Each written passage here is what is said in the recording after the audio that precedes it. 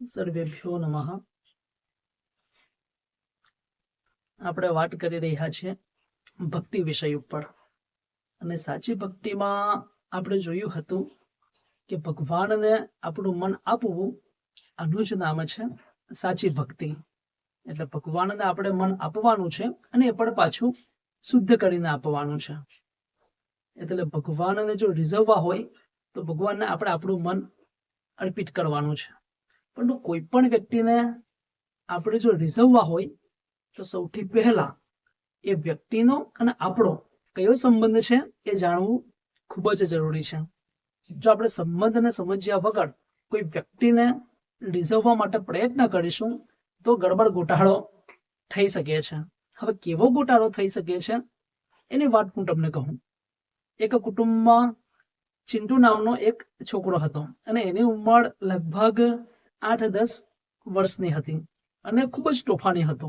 એવું નહીં કે ચિંટુ જ તોફાની હોય છે, નાના મોટા ભાગના છોકરાઓ તોફાની હોય છે.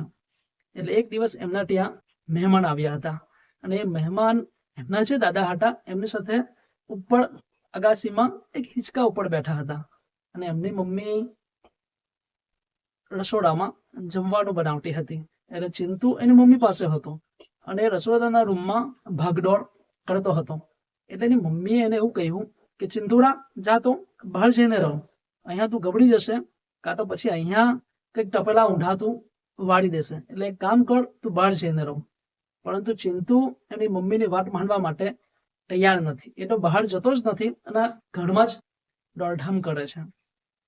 હવે આ વાત સાંભળી એના દાદાએ, એટલે દાદાએ પણ જોરથી કહ્યું કે ચિંટુ જા તો બહાર જઈને રમતો, મહેમાન પણ આવ્યા છે. હવે આમ કહીને દાદા ફરીથી ધાબા ઉપર જતા રહ્યા, પરંતુ ચિંટુ બહાર જવાનું નામ લેતો નથી. ચિંટુ એને રસોડામાં જ મસ્તી કરે છે. હવે થાય એવું છે કે દોડધામમાં ચિંટુનો પગ વાગે છે દાળની તપેલીમાં, અને તપેલી આખી ઊંધી વળી જાય છે, અને દાળ પણ એમની ઢોળાઈ જાય છે. એટલે પછી થોડો સમય પસાર થાય છે, એટલે મમ્મી પાછા દાળ બનાવવા લાગી જાય છે. એટલે જમવાનું મોડું થયું, એટલે દાદાએ પછી નોકરને બોલાવ્યો અને કહ્યું કે જા તો હજી જમવાનું કેમ નથી થયું, જોઈ આવ. તો નોકર નીચે આવ્યો, અને પછી એને ખબર પડી કે ચિંટુરાએ ધમાલ કરી છે. એને જે કે દાળ બનાવી હતી એ બધી ઊંધી વાળી દીધી છે. એટલે ફરીથી એમના જે મમ્મી છે એ દાળ બનાવે છે. એટલે નોકરે જઈને એના દાદાને કહ્યું. એટલે દાદાને હવે આવ્યો ગુસ્સો, પરંતુ અત્યારે એ લોકો મહેમાન સાથે બેઠેલા હતા, એટલે દાદાએ કંઈ જ કહ્યું નહીં. પછી જમવાનું બની ગયું, પછી મહેમાનને જમાડ્યા અને મહેમાનને રવાના કર્યા. અને પછી સાંજનો સમય હતો, અને દાદા ઉપર અગાસી પર હિંચકામાં બેઠા હતા, અને પેલા નોકરને કહ્યું કે જા તો પેલા ચિંટુરાને બોલાવી લાવ. એટલે નોકર ચિંટુ પાસે આવ્યો, અને નોકરે ચિંટુને એવું કહ્યું કે આજે તો તારી ખેડ નથી, આજે તને બરાબરનો દાદા ઢોઈ નાખશે. એટલે ચિંટુ પણ ગભરાયો, કારણ કે ચિંટુને ખબર હતી કે મારા દાદાનો સ્વભાવ કેવો છે. ને આ તો અત્યારના દાદા લોકો દહ્યા થઈ ગયા છે. અત્યારના દાદાનું ઘરમાં કંઈ ચાલતું નથી, પરંતુ પહેલાના જે દાદા હતા એમનો કંઈક વટ હતો, એમનો કંઈક ડર હતો, અને ફેમિલીના પ્રત્યેક વ્યક્તિ દાદાની વાત સાંભળતા હતા, અને પ્રત્યેક વ્યક્તિને ડર પણ લાગતો હતો, અને એવા દાદા હતા. એટલે ચિંટુ પણ ગભરાયો કે આજે નક્કી માળ પડવાનો. દાદાએ કહ્યું હતું છતાં પણ હું ઘરમાંથી બહાર ગયો નહીં. એટલે પછી નોકર અને ચિંટુ બંને અગાસી ઉપર ગયા, અને દાદા દૂર હિંચકા ઉપર બેઠા હતા, અને એમનો ચહેરો હતો એ ખૂબ જ ગુસ્સાવાળો ચિંટુને દેખાતો હતો. એટલે ચિંટુએ શું કર્યું, ચિંટુ ફટાફટ દોડતો દોડતો ગયો અને દાદાના ખોળામાં બેસી ગયો, અને ખોળામાં બેસીને દાદાના ગાલ ઉપર એમ હાથ ફેરવા લાગ્યો, અને પછી ગાલ ઉપર ચુંબન લેવા લાગ્યો. તો દાદા આ જોઈને ખુશ થઈ ગયા, અને દાદાનો બધો જ ગુસ્સો ઉતરી ગયો. એટલે દાદાએ ચિંટુના માથા ઉપર હાથ ફેરવતા ફેરવતા એવું કહ્યું કે ચિંટુરા, હવે બીજી વાર આવી ભૂલ ના કરતો. હે, હું કહું કરો, તારી મમ્મી કહે તો એની વાત તારે માનવાની. એટલે ચિંટુએ એવું કહ્યું કે હા દાદા, બીજી વાર હું ભૂલ કરું નહીં. એટલે આમ કહીને ચિંટુરો નીચે કૂદી પડ્યો, અને પછી રમવા માટે જતો રહ્યો. દાદાએ એને માફ કરી દીધો. હવે આ જોયું એના નોકરે. એટલે નોકરને ખબર પડી કે કંઈ પણ ભૂલ થાય તો દાદાને કેવી રીતે રીઝવવા. એટલે બીજી વાર થયું એવું કે હવે નોકરની ભૂલ થઈ. એટલે નોકરે શું કર્યું, નોકર દોડતો દોડતો ગયો અને દાદાના ખોળામાં બેસી ગયો. પણ હવે થયું એવું કે દાદા એને માફ તો ના જ કર્યો, પણ એને લાટ મારીને નીચે ઢકેલી દીધો અને એને નોકરીમાંથી પણ કાઢી મૂક્યો. એટલે અહીંયા જે રસ્તો દાદાને રીઝવવા માટે એનો પુત્ર અપનાવે છે એ રસ્તો નોકર અપનાવી શકતો નથી. કારણ કે દાદાનો અને પુત્રનો સંબંધ અલગ છે અને દાદાનો અને નોકરનો સંબંધ પણ અલગ છે. એક્ઝેક્ટ ભગવાન સાથે પણ કંઈક આવું જ છે. જેવી રીતે પોતાના પતિને રીઝવવા માટે જે રસ્તો પત્ની અપનાવે છે તે રસ્તો કોઈ બેન અપનાવી શકે નહીં.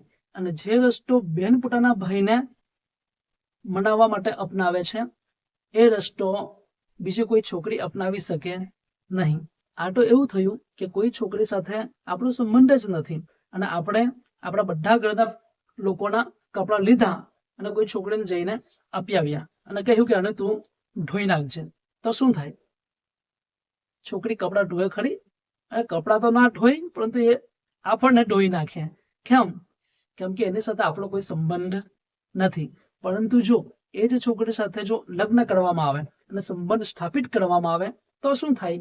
તો આપણે કહેવું પણ ના પડે કે કપડાં તું ધોઈ નાખ, એ આપોઆપ જ ધોઈ નાખે.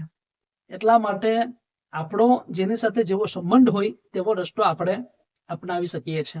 એટલા માટે તુકારામ મહારાજે ભગવાનને રીઝવ્યા, આદિ શંકરાચાર્યજીએ ભગવાનને રીઝવ્યા, આપણા જે વેદ વ્યાસજી છે એમણે પણ ભગવાનને રીઝવ્યા, આપણા એકનાથ છે, નામદેવ છે, આ જેટલા પણ ભક્તો છે, ઋષિ મુનિઓ છે, એમણે ભગવાનને રીઝવ્યા, ભગવાનને મન અર્પિત કર્યું.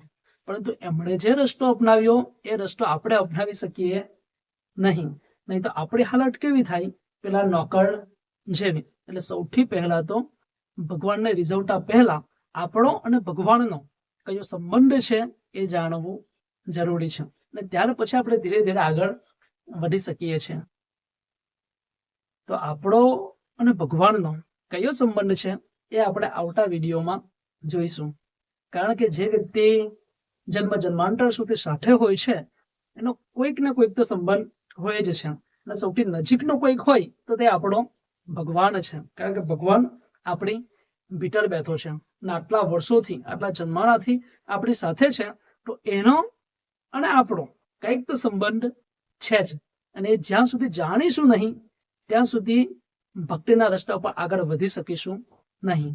અને આજે ભક્તિના રસ્તા ઉપર ચાલ્યા પછી પણ લોકો નિરુત્સાહી દેખાય છે, લોકોની અંદર ભગવાન પ્રત્યે વિશ્વાસ નથી હોતો. એનું એક જ કારણ છે કે એમણે હજી ભગવાન સાથે કયો સંબંધ છે એ ઓળખ્યો નથી અને ભક્તિ કરવા માટે લાગી ગયા છે. એટલે જેમણે પણ સાચી ભક્તિ કરવી હોય, જેમણે પણ પોતાનું મન ભગવાનને અર્પિત કરવું હોય, એમણે સૌ પ્રથમ એ જાણવું જરૂરી છે કે મારો અને ભગવાનનો સંબંધ કયો છે.